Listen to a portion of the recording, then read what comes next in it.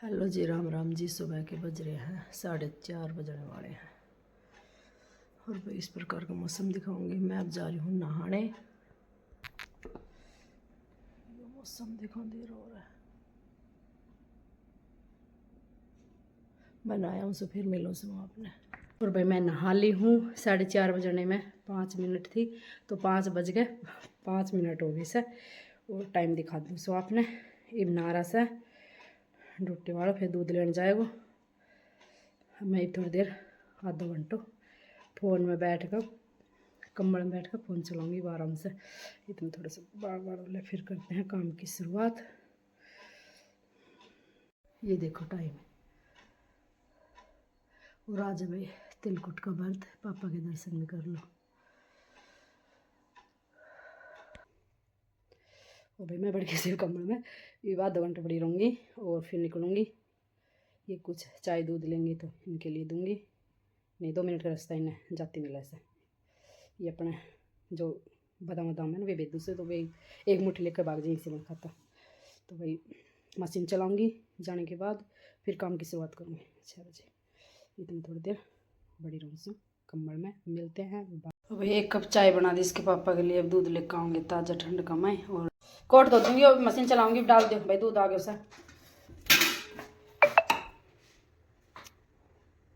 Machine चलाऊँगी, झाड़ू काटी थोड़ी सी। अब प्रेस करूँगी। चाय पी लो आप।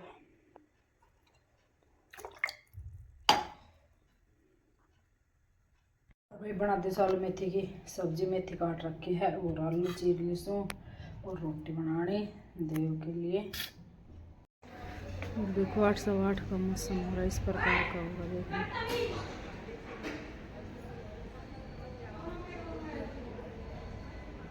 धुंध पड़ रही है और बारी बच्चों को छोड़ छोड़ के आ रहे हैं। और भाई अपने सब्जी बना लिया। हाँ, और रोटी देव का टाइम है 9:30। तो जोत बत्ती कर दी, झाड़ू वाड़ू निकाल ली। देखो मौसम कैसा है। स्कूल नज़र नहीं आ रहा ना, है ना। देखो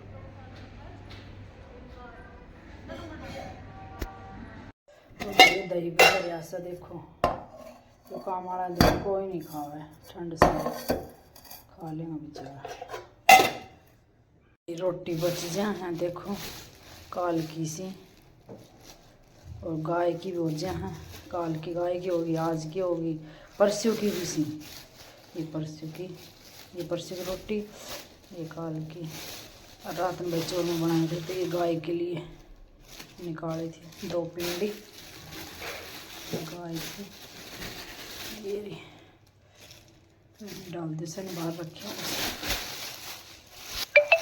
और यो मेथी भाई पुरानी थी, खराब हो गई। और रात को साग तो देख कितना बच रहा था, तो इन्हें डाल ले उनसे बाहर नहीं। ये और बनाऊंगे आलू मेथी। भाई ये थोड़ा सा ना काजू बादाम ये फ्राई कर लेसूँ। और ये बरने को घी निकाल लेस, क्योंकि वो नाज नोज को हो रहा है तो वो यूज ना करूँ मैं। नाज का हाथ लग गया है डब्बा में, तो ये एकदम ताज़ा फ्रेश निकाल दे सो। मखाना मखून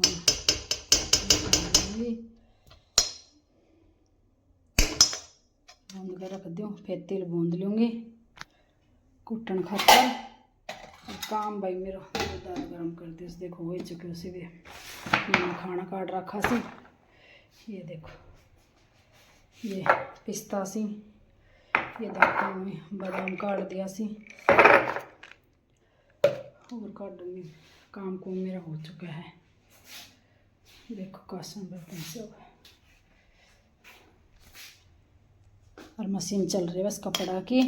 10 बज गए हैं और कपड़े फैला कर ये बूंद कर फिर कहानी सुनाने की अपनी तैयारी करते हैं।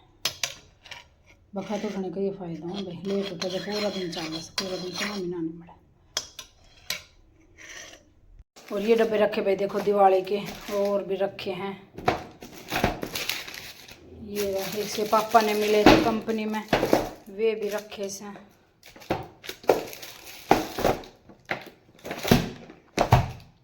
अब ये निकालूंगी। हमारा जो पहले का था वे ख़त्म करे भाई मनी पे। तो ये निकाल कर डब्बा अंदर दूँगी।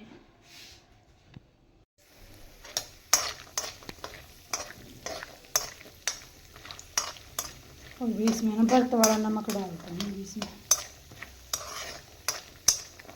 और ये पिस्ता निकाल दिए एक कटोरी में, मूँगफली रेवड़ी के खाएंगे।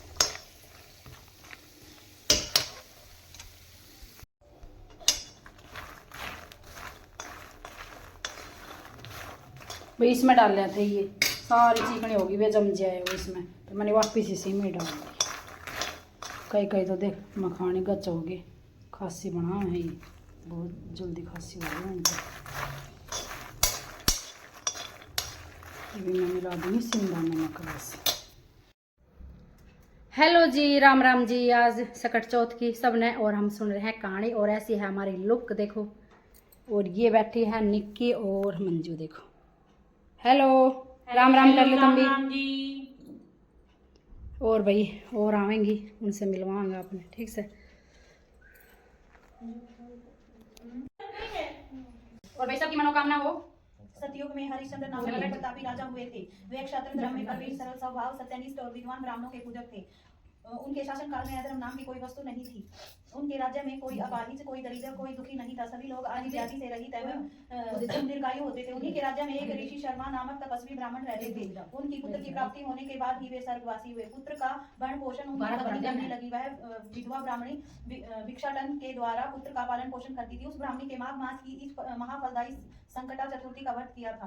वह पतिव्रता ब्राह्मणी गोबर से गणेश जी की प्रतिमा बनाकर सदैव पूजन किया करती थी। भिक्षाटन के द्वारा ही उसके पूर्वोक्त रीति से तिल के 10 लड्डू बनाए। इस बीच गणेश जी की मूर्ति अपने गले में बांधकर स्वेच्छा से खेलने के लिए बाहर चला गया।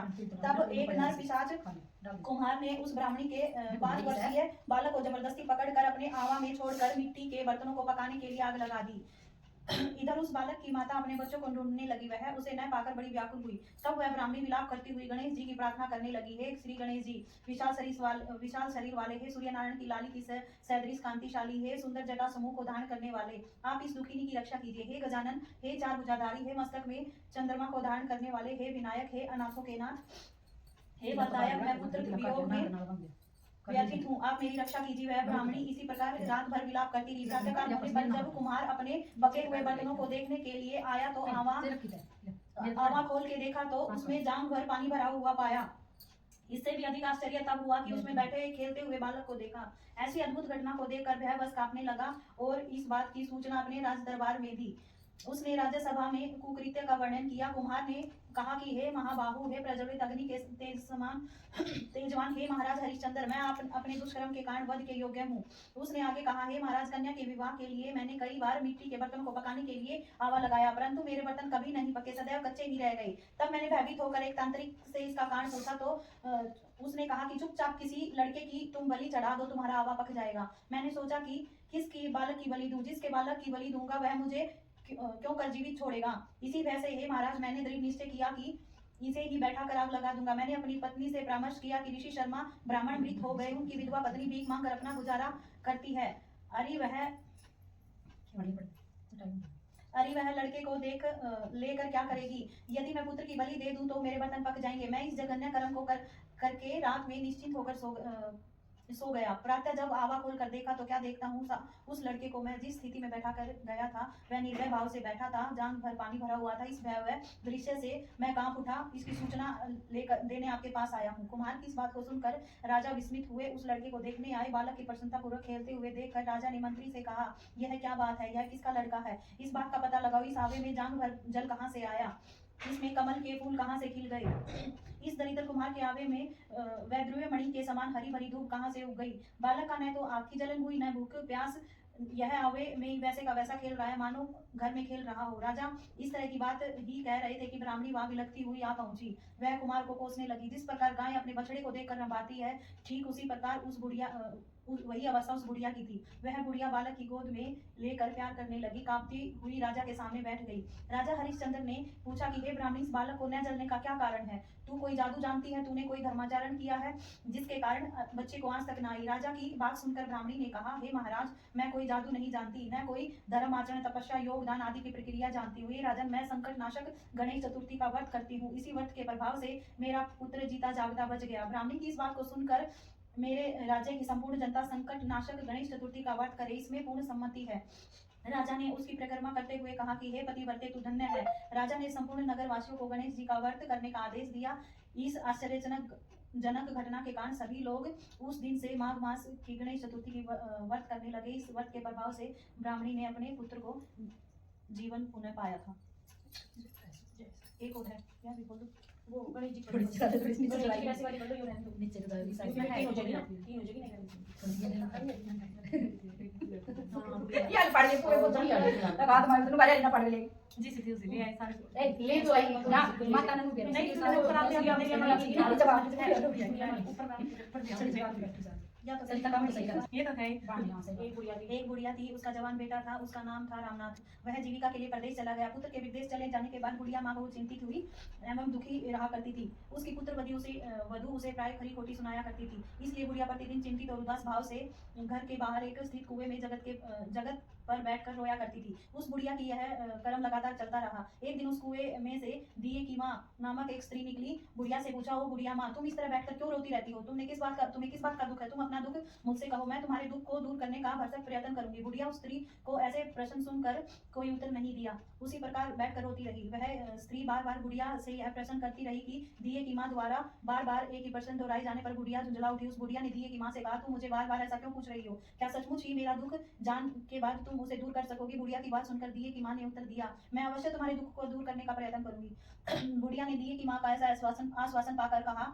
मेरा बेटा कमाने के लिए विचार से प्रदेश चला गया है। उसकी अनुपस्थिति के कारण मेरी बहू मुझे बुरा भला कहती है, सताती रहती है। मेरे दुख का यही एकमात्र कारण है। बुढ़िया की बात सुनकर दिए की माँ ने उससे कहा, यहाँ के वन में संकटा माता निवास करती है। तुम अपना दुख सुनाकर कष्ट से छुटकारा पाने के लिए विनती करो। वे बहुत ही कृपालु है। दुखियों के दुख के लिए उनमें अधिक सहानुभूति है। वे निसंतानों को संतानवान, निर्धनों को धनवान, निर्बलों को बलवान, अभागों को भाग्यवान बनाती है। उनकी कृपा से सौभाग्यवती स्त्रियां का सौभाग्य अचल हो जाता है। कुमारी कन्याओं को इच्छित वर की प्राप्ति होती है। रोगी अपने रोग से मुक्त हो जाता है। इसके अतिरिक्त जो मन इच्छा उन्हीं को पूरा करता है। इसमें कोई संदेह नहीं है। दिए की माँ ने विलक्षण बात सुनकर वह बुढ़िया संकटा माता जी के पास गई। उनके चरणों में गिरकर साष्टांग दंडवत करके विलाप करने लगी। संकटा जी ने दयाद्र होकर बुढ़िया से पूछा, बुढ़िया, तुम किस दुख के कारण बराबर रोती रहती हो? बुढ़िया ने कहा, हे माता, आप तो सब कुछ जानने वाली है, आपसे कुछ छिपा नहीं है। आप मेरे दुख को दूर करने का आश्वासन दे तो मैं करुणा गाथा आपको सुना। बुढ़िया की बात सुनकर संकटा माता जी ने कहा, तुम पहले अपने दुख तो बताओ, दुखियों का दुख दूर करना ही मेरा काम है। संकटा जी के कहने पर बुढ़िया ने कहा, मेरा लड़का प्रदेश चला गया है। घर में न रहने के कारण मेरी बहू मुझे तरह तरह की बातें सुनाया करती है। उनकी बातें सहन करने योग्य नहीं होती, इसी कारण मैं विवश होकर बराबर रोया करती हूँ। बुढ़िया इस दर्द की बड़ी गाथा को सुनकर माता संकटा ने कहा, तुम घर जाकर मेरे लिए मनोती मान लो। हे संकटा माता, यदि मेरा लड़का सकुशल घर वापस आ जाएगा तो मैं आपकी पूजा करूंगी, सुहागिन स्त्रियों को आमंत्रित करके उन्हें भोजन कराऊंगी। संकटा माता के कथानुसार उस बुढ़िया ने घर आकर लड्डू बनाए, परंतु विचित्र बात तो यह है कि जब भी बुढ़िया 7 लड्डू बनाती तो 7 की जगह 8 लड्डू बन जाते। इस कारण बुढ़िया असमंजस में पड़ गई कि ऐसा होने का क्या कारण है। कहीं मेरी कोई गलती से गिनती करने में भूल तो नहीं हो रही? 8 लड्डू बन जाने का कोई कारण है? इसी समय में वृद्धा स्त्री के वेश में माता संकटा प्रकट हुई। बुढ़िया से बोली, क्यों बुढ़िया, आज तुम्हारे कोई उत्सव है क्या? यह सुनकर बुढ़िया ने कहा, हाँ, आज मैंने संकटा जी के लिए सुहागिन स्त्रियों को भोजन कराने का निमंत्रण दिया है, किंतु जब गिनकर 7 लड्डू बनाती हूँ तो वे अपने आप 8 बन जाते हैं। मैं इस बात के लिए चिंता में पड़ गई हूँ। बुढ़िया की बात सुनकर संकटा जी ने कहा, क्या तुम किसी बुढ़िया स्त्री को निमंत्रण दिया है? बुढ़िया कहने लगी, नहीं, मैंने तो ऐसा नहीं किया, परंतु तुम कौन हो? संकटा जी ने कहा, मैं बुढ़िया हूँ, तुम मुझे आमंत्रित कर दो। ऐसा सुनकर उस संकटा रूपधारी बुढ़िया को भोजन करने के लिए आमंत्रित कर दिया। बुढ़िया ने के घर पर सभी आमंत्रित सुहागिनें आ पहुंची। बुढ़िया ने सबको लड्डू, अन्न, मिठाई आदि का भोजन कराया। इस संकटा जी की कृपा से रमानाथ के मन में अपनी माता पत्नी से मिलने की प्रबल इच्छा उत्पन्न हुई और सुहागिनों के भोजन करते ही उस बुढ़िया का लड़का प्रदेश से घर आ गया। लड़के के आने की सूचना बुढ़िया को दी गई, लेकिन बुढ़िया अपने काम में लगी रही। उसने कहा, लड़के को बैठने दो, मैं सुहागिनों को जिमा कर अभी आती हूँ। लड़के की बहू ने पति आगमन का समाचार पाकर पति के स्वागत के लिए वहां तुरंत प्रस्थान किया। लड़के ने अपनी स्त्री को देखकर मन में विचार किया, मेरी पत्नी को मेरे प्रति कितना प्रेम है, जो खबर पाते ही मुझसे मिलने के लिए चली आई, परंतु माता का मुझ पर स्नेह नहीं है। यह खबर पाकर माता मिलने नहीं आई। जब पूजा का काम समाप्त हो गया, अब सुहागिनें भोजन करके अपने अपने घर को लौट गए तो बुढ़िया अपने बेटे से मिलने के लिए आ पहुंची। माँ के आने पर लड़के ने पूछा, माँ अब तक कहाँ थी? माँ ने उत्तर दिया, बेटा तुम्हारी कुशलता के लिए मैंने संकटा माता की मनोती मानी थी और उसी को पूरा करने के लिए सुहागिनें जिमा रही थी। संकटा माता की कृपा से लड़के का मन अपनी स्त्री से हट गया। उसने माँ से कहा, माँ यह तो मैं करूंगा, यही या तो मैं रहूंगा या यही रहेगी। बुढ़िया ने कहा, बेटा तुम्हें तो मैंने कठिन तपस्या से पाया है, इसलिए तुम्हें मैं छोड़कर कैसे छोड़ सकती हूँ? तुम्हारे लिए बहू का त्याग करना पड़े तो मैं कर सकती हूँ। अतः लड़के ने अपनी स्त्री को घर से निकाल दिया। बहू घर से निकल कर बाहर आई तो बहुत ही दुखी मन से पीपल के पेड़ के नीचे बैठ गई, वहीं रोने लगी। उसी समय एक राजा वहां से जा रहा था। स्त्री को रोते देखकर राजा ने पूछा, तुम क्यों रो रही हो? तो उसने अपनी सारी बात राजा को बताई। राजा ने कहा, आज से तुम मेरी धर्म की बहन, इसलिए तुम रो मत। तुम मेरे साथ राजमहल में चलो, वहां तुम्हारे सभी संकटों को दूर करने के लिए यथासंभव प्रयत्न करूंगा। राजा के मुख से ऐसी बातें सुनकर वह स्त्री राजा के साथ साथ महल को चली गई। घर जाकर राजा ने अपनी रानी को सारा वृत्तांत कह सुनाया। रानी को संबोधित करते हुए कहा, देखो यह आज से मेरी धर्म बहन है, इसे किसी प्रकार का कष्ट नहीं होना चाहिए। राजा के यहाँ पहुंचकर रमानाथ की स्त्री ने संकटा माता के निमित्त सुहागिनों को बुलाकर भोजन कराया। लड्डू बांधकर रानी को भी न्योता दिया। सभी सुहागिनें लड्डू खाने लगी तो रानी ने कहा, मुझे तो रबड़ी मलाई स्वादिष्ट मिष्ठान भी हजम नहीं होते, तो फिर ये पत्थर सरीखे कठोर लड्डू कहाँ से हजम होंगे? ऐसी अवेलना सुनकर रानी के लड्डू खाने से इनकार कर दिया। संकटा माता की कृपा से सुहागिनों को भोजन कराते ही उस स्त्री का पति अपने घर से उसको लेने के लिए आ गया। वहां आकर पत्नी को माता संकटा की पूजा करते हुए उसने देखा। संकटा माता को हाथ जोड़कर उसने अपनी पत्नी से कहा, हे प्रिया, अपराधों की क्षमा करो। पत्नी ने कहा, पतिदेव, यह सब प्रारब्ध से ही होता है, इसमें किसी का कोई दोष नहीं है। इस पर रुकी मेरे ही अपराधों को आप क्षमा करें। यो सुनकर दोनों ने मिलकर माता की स्वीति पूजा की समाप्ति के लिए वे दोनों स्त्री पुरुष प्रसाद खा पीकर अपने घर के लिए तत्पर हुए। जाते समय बहू ने रानी से कहा, मुझको जब दुख पड़ा तो मैं अपने धर्म भाई के साथ घर चली आई। यदि तुमको भी किसी प्रकार की कष्ट पड़े तो तुम निसंकोच भाव से चली आना इधर। ऐसा कहकर बहू अपने पति के साथ राजा के महल से विदा हो गई। संकटा माता का निरादर करने के कारण रानी पर संकटा माता का प्रकोप हो गया। बहू के जाने के बाद उसका सारा राज्य नष्ट भ्रष्ट हो गया। ऐसी विपत्ति में पड़कर रानी ने कहा, न मालूम तुम्हारी धर्म बहन कैसी थी, उसके यहाँ से जाने से ही सब कुछ नष्ट भ्रष्ट हो गया। रानी ने राजा से यह भी कहा, वह जाते समय कह गई थी कि मेरे ऊपर कष्ट पड़ने से मैं तुम्हारे यहाँ आई थी। कदाचित तुम्हारे ऊपर कोई कष्ट आ पड़े तो तुम मेरे घर चली आना, इसमें संकोच न करना, इसलिए हम लोगों को भी यहीं चलना चाहिए। ऐसा निश्चय करके राजा रानी अपने धर्म बहन के घर चले गए। वहां जाकर रानी ने कहा, बहन तुमने हमारे यहाँ क्या कर दिया कि तुम्हारे आते ही सारी संपत्ति नष्ट हो गई, हम लोग परेशानी में पड़े हैं। रानी की ऐसी दर्द भरी बात सुनकर उसने कहा, बहन, मैं तो कुछ नहीं जानती, मेरी करता धरता तो सब संकटा माता है, इसके अतिरिक्त कोई दूसरा नहीं है। इसलिए मेरी राय के अनुसार तुम भी संकटा माता से भूलों के लिए क्षमा याचना करो। उन्हीं की मान मनोती से तुम्हारा सारा काम बन जाएगा, तुम्हारा बिगड़ा हुआ काम सुधर जाएगा। उसके कथानुसार रानी ने श्रद्धा भक्ति से संकटा जी का व्रत किया, सुहागिनों को भोजन कराया। अनजाने में हुई भूल के कारण संकटा माता ने बार बार क्षमा मांगी। रानी का ऐसा करते ही संकटा माता प्रसन्न हुई। रात में रानी को सौपन दिया, तुम दोनों कल सुबह अपने घर को चले जाओ, वहां जाकर तुम्हारी पूजा व्रत और निमित्त सुहागिनों को जिमाना। ऐसा करने से तुम्हारा नष्ट हुआ राजपाट फिर से वापस मिल जाएगा। सुबह होते ही राजा रानी अपने घर को चल दिए। घर आकर सौपन के अनुसार सब काम किए। ऐसा करने से उनका बिगड़ा हुआ काम सुधर गया, सारा राजपाट मिल गया। वे लोग पहले की तरह सुख भोगने लगे। संकटा माता जो यह कथा सुनाएगा, ताकि जो पूजा पाठ व्रत आदि करेगा, किसी प्रकार का कष्ट नहीं खाना पड़ेगा, उसकी सारी इच्छाएं पूरी होगी, इसमें किसी बात का संदेह नहीं। हेलो, बहुत बढ़िया थी। नीचे क्या? नीचे से लोगों से पूछे बाहर से या तो यहीं आ जाओ या फिर बाहर गेट के बाहर है ना सड़क है, वहां पे सड़क पे आ जाओ, उसकी लाइन तो ये वैसे होगी तो इसमें जो भी तो तीन हो जाएंगे। दो खूब बड़ी कौन लेने जा रही है? वही उसे पता नहीं है कहाँ, तो मेन गेट पे जाओगी बस। उसे पता नहीं है कहाँ, नहीं उसे पता ही नहीं। वो मैं भी लेके नहीं गई ना उसे कभी, हम गेट पे। हां, गेट भी नहीं उसे पता कहाँ है। किसको? मेरी गेट में रात को आई थी। कौन? हमारे तो गाड़ी से पूछ रही नीचे उतर। आपने कहा नीचे पूछ गाड़ी से। हमें गेट पे बस आ गई। चलो, प्रकृति की फ्रेंड है, हम पहले रहते थे ना। अच्छा, उनके दो लड़कियां एक के साथ ही नहीं करते? मतलब जो किराए पे रहते हैं उनके किराए पे। हां, उनकी लड़कियां भाई रख देते हैं भाई। जाडो से नीचे ना जावा, आज ऊपर ही देवांगा। ओ बड़े हवा चल रही बहुत तेज बाहर तो। ओहो ए ब्रा, देख पछाड़ सी आ रही सी कती बाहर, देख सबके बीजो पड़े से। देख ना नीचे नहीं, ए ना बहुत जाडो से, बहुत जाडो से आ जरूरी दे लेंगे। देख भाई सब बीजे पड़े हैं, देख वर्ष सब। इतना तो पता नहीं चल रहा। आ जाओ दो दो तीन तीन जने दे देंगे। हाँ उड़ानी तो आवे किस तरफ दोगे ना इधर ही गन तक जो सो आगे से हाथ कर लो।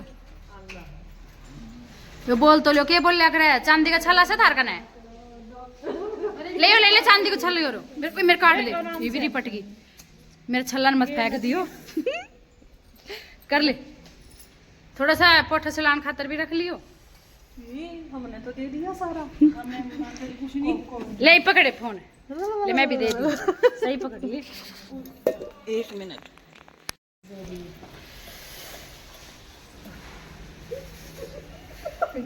गार्ड नु कह रखी हो रहा है भाई बारिश आ गई। अब ये चेक कर बताओ कैसी बनी सी। आज ममता ले डाल ले मैं तो आपकी यही खाने वाली बड़ी देर में आई। मैं दूध गरम कर ममता बेरो ममता ने चाय की महक आ गई है ममता चाय बन गई करके तब नहीं आई थी उनको फट जाएगा। नहीं इसमें डाल लो ना दूध गरम करने लग गई ठंड में वैसे लाओ बैठने दो। मैं तो आपके यही खाने आई हूँ। हाँ खा ले बार बार खाती हूँ इनके बोटे बनाती हूँ दीदी। हाँ तो खा ले घर की बात से कि भाई आपकी बात लड्डू नहीं माँ मुआ कुछ ना डाले मैंने चास नहीं नीरा गुड़ का 2 चम्मच घी गे रख चास नहीं डाले ना दिल खोल के श्याम ने ये और टेक दे के अंजू सरिता का टेक उसमें टेक दे भाई ये श्याम ने खोल लेंगे ना चाय पी के ना और टेक ले अपना एक और टेक ले पीस खा लियो दाम है और बन जाओगे घना ही तिल से छोटा सा और रख दियो फिर तुम ये और कुछ भी ना खाओ ये हैं बस चाय और 4 बजे से बस बहुत बड़ा रख दिया दीदी। ए फिर कोई बात ना जब खा लिए तो 2 बार जूठा नहीं हो जाओ एक बारी 4 बजे बस आप ही तो चाय की हाँ खा ले खा ले खाना यो एक के बाद खाना है तो सही बस और यो बन गई भाई मेरी चाय दे रो कितनी बढ़िया खद खड़न लग रही है। और अब ये दिया उसको पिस्ता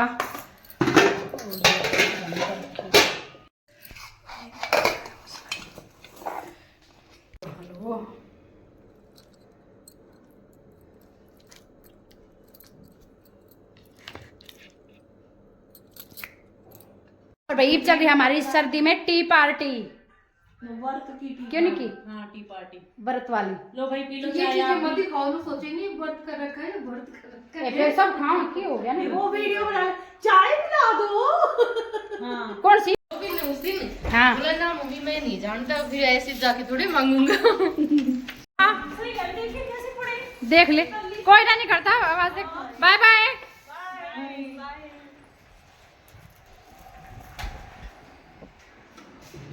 लो भाई करा सा काम ही 1:30 बज गए से धूप निकल गई हल्की हल्की पर निकलेगी थोड़ी सी देर 2-1 घंटा तो देखो मौसम अच्छा होगा धूप से आई चमक। और भैया मांगला सा कासन बर्तन धूप निकल आई है भाई देखो खूब बढ़िया देखो कितनी तेज धूप है तो कपड़ा फैला दी उसमें। तो भाई मैंने कपड़ा बदला सिर्फ कपड़ा बदला कहीं लागूंगी कासन बर्तन और कासन मांगूंगी और ये मशीन आवाज़ आ रही होगी कपड़ा निचोड़ के फोन हो गया तो चलो कहाँ सा देव अभी इतना थोड़ी सी देर और काम से फिर करांगा आराम वेट होकर बढ़ जैसे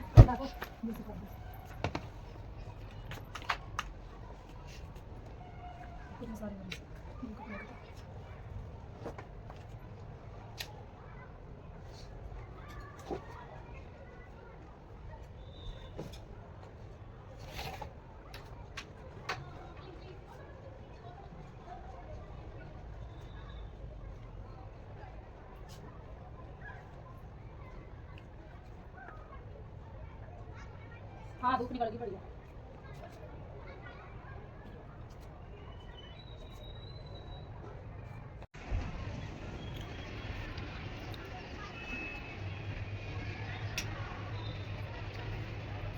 कर लेंगे कहूँगा मैं नहाऊंगा बहुत बड़ा कपड़ा सभी से तो कोट जर्सी अगली बालकनी मोड़ डाल उसे भाई इतना पापा आ जाए इसी थोड़ी देर में बाप को बेटा चाय पानी बना खाना बना मुझे तो फिर आराम से आते सोना तो आ जाए क्योंकि व्रत है, व्रत में सोते नहीं है। अगर व्रत में आराम कर लो ना सो जाओ तो उपवास नहीं लगता, तो व्रत में कभी सोना नहीं चाहिए। बस तो भाई पैकेट ख़राब हो गए कि अपना आप ही हो गए इधर उधर क्या तरह पसीज गए 2-3 दिन को। और भाई ये तिलकुट की जी है देव कह रहा मैं रोटी नहीं खाऊंगा मम्मी, अब ठंडी होगी आप तो खा नहीं रही, तो इसके लिए मैं बना देती हूँ मैगी। और यो भाई काम वाला खतर काट रखा से यो काम वाला को देनों से, और काम देखो कितना अच्छा से देख रहा से बहुत अच्छी धूप नहीं हो रही, कपड़े सूख जाऊँ पर बाल करने में लटक देंगे।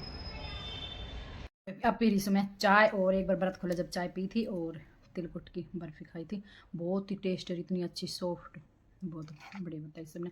और अब ये चाय के साथ ये ले इसे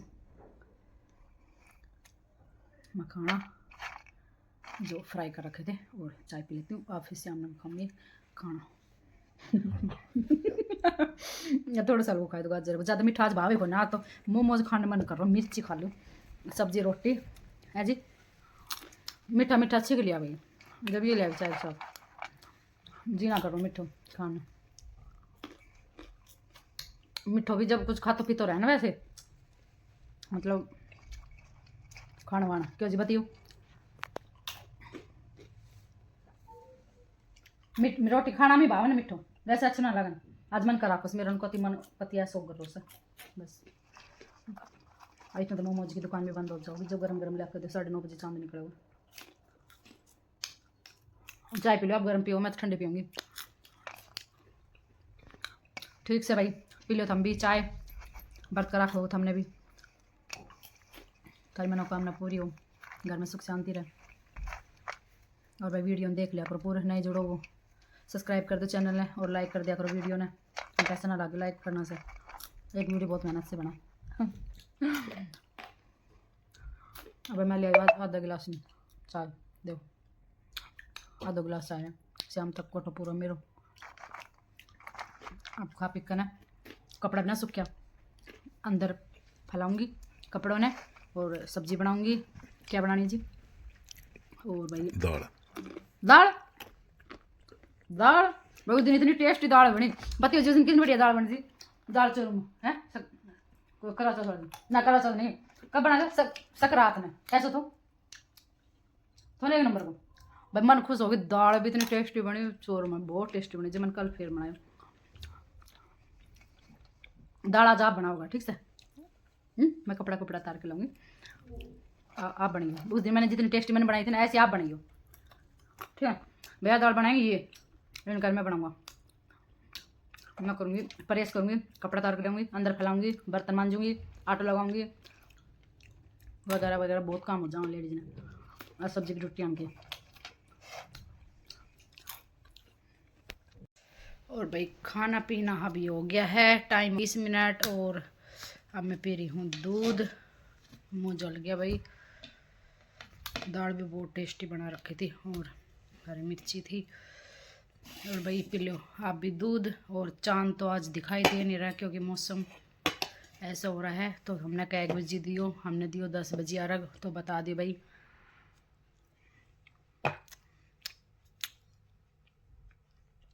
भाई वैसे अर्घ दे दियो, टाइम देख कर खाना वाना खा लिया और दूध पी लिया, हाँ सो जा, हाँ गुड नाइट भाई आप सब ने भी।